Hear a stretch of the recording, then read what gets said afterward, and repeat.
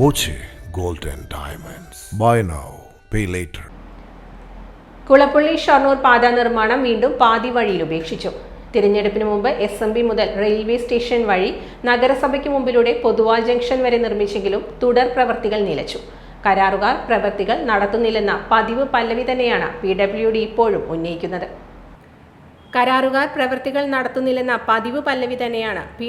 ഇപ്പോഴും ഉന്നയിക്കുന്നത്.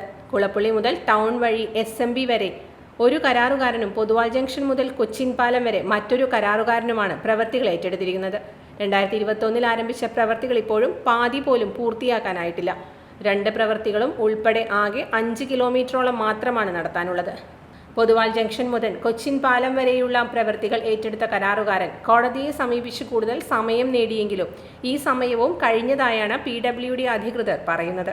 മഴക്കാലം വരുന്നതോടെ പാത പൂർണ്ണതോതിൽ തകരുമെന്നത് ഉറപ്പാണ്.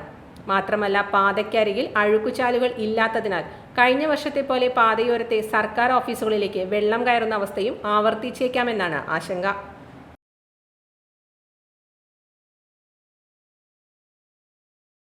Time kids pre school, Mannannur road, Vaniyamkulam.